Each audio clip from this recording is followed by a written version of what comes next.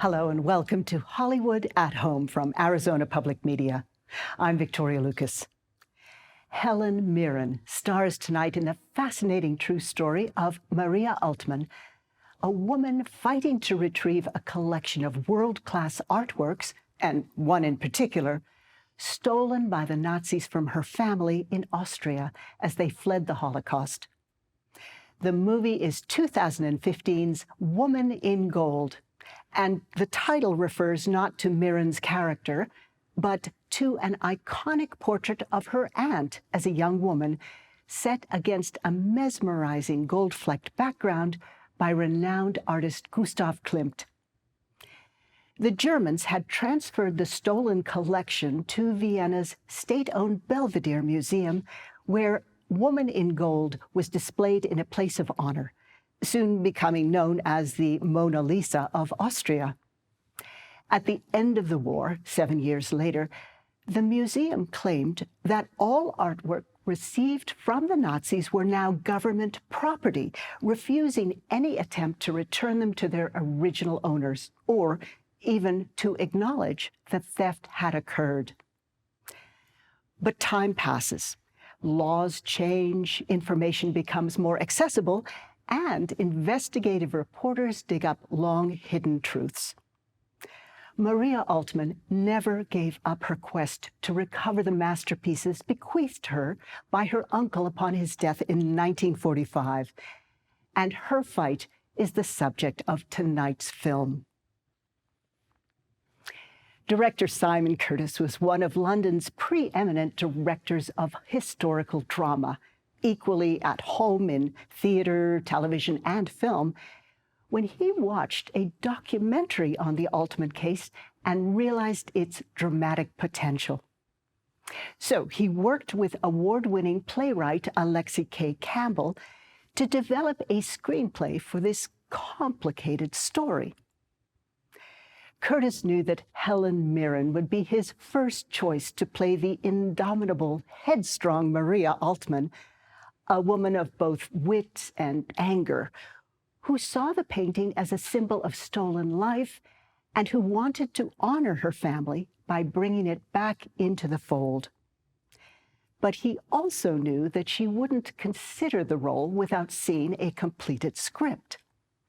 So when Curtis and Campbell finally were satisfied with their screenplay, Curtis sent it to Mirren and crossed his fingers. Her quick response indicated that their goal had been achieved, as Mirren clearly recognized the complexity of the character. Funny, feisty, flirtatious, but also courageous and determined. Later on, Curtis laughed when he remembered their first meeting. He listened to her take on the script, why a certain scene needed something or a certain line needed something else. As he listened, he marveled at how her instincts made the script better, and remembered thinking, "You are not Dame Helen Mirren for nothing. We are very lucky to have you." But Helen Mirren isn't the only creative gold in tonight's movie. We now recognize Ryan Reynolds as the wisecracking star of the Deadpool series of films. But prior to that, he was considered just a lightweight romantic comedy actor. Curtis recognized that Reynolds' everyman quality was bolstered by a good deal of wit, charm, and intelligence. So he surprised a few people by choosing Reynolds to play Randy Schoenberg, the struggling underdog lawyer who travels with Altman to Vienna to support her fight with the Austrian government and ultimately argues her case before the U.S. Supreme Court.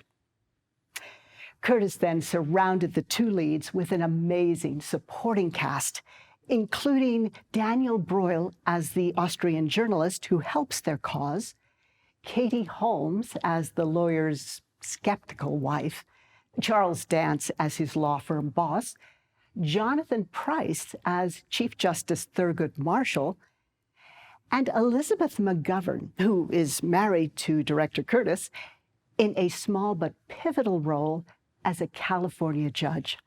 But the biggest casting challenge was finding the right actress to play the young Maria Altman in flashback sequences. Not only did she have to look like Helen Mirren at an early age, she also needed to speak German. Finally, Curtis found the perfect choice in Tatiana Maslany, who American audiences know from her Emmy-winning performance in the television series Orphan Black. Maslany had been raised by German-speaking parents, and while not completely fluent, she was more than able to handle the dialogue. Director Curtis sighed with relief, saying, "When we met her, she was like a gift from God." Mirren plunged into preparing for her role.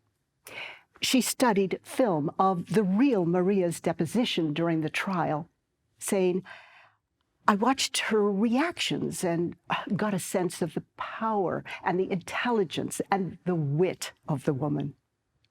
Mirren also worked closely with a dialect coach to get her Viennese accent exactly right. And in perhaps the most important part of her preparation, she read intensively about the history of the Holocaust in order to, as she put it, put myself into those months, those years in Vienna during such a dark time. It was heavy work, but absolutely essential. Principal photography began in London in May 2014, with 4 weeks of shooting on sound stages at Twickenham Studios and at locations like the Goldsmiths Hall in the City of London, standing in for some of Vienna's grand interiors.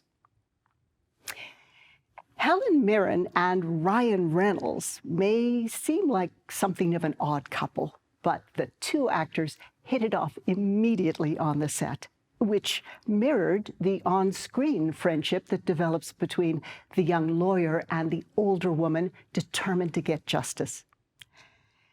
They improvised many of the light-hearted quips as the two characters banter and bicker.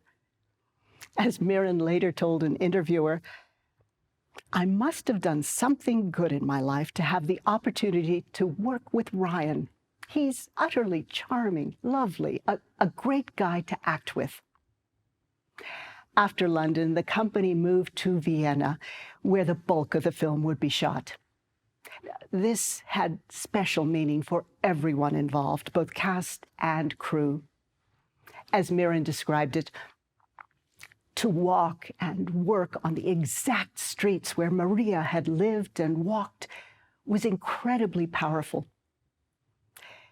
The filmmakers had been a bit nervous going in. After all, not only did the movie show Austria's support for the Nazis in flashback scenes, but they were recreating a complex moment in the city's cultural history, the debate over just who is entitled to ownership of artworks given to the Belvedere Museum by foreign occupiers.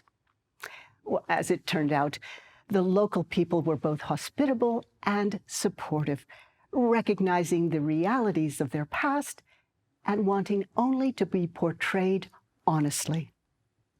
Director Curtis described the Vienna shoot as, without doubt, the most wonderful, most emotional working experience I've ever had. Daniel Bruhl chimed in, saying it was a cheerful, fearless, and harmonious atmosphere on the set, largely due to Simon Curtis. He treats everybody with respect. Oh, and Helen Mirren? She is a living legend, but she makes you feel comfortable in a second. The company then moved to Los Angeles for 5 days to shoot scenes in which Maria, now a naturalized U.S. citizen and California resident, meets first with attorney Randy Schoenberg. And when the movie premiered at the Berlin Film Festival, Helen Mirren said, "This is a story about justice, about family, about memory, and the need not to forget." So please sit back and prepare to be moved by this powerful true story. From 2015, it's Woman in Gold.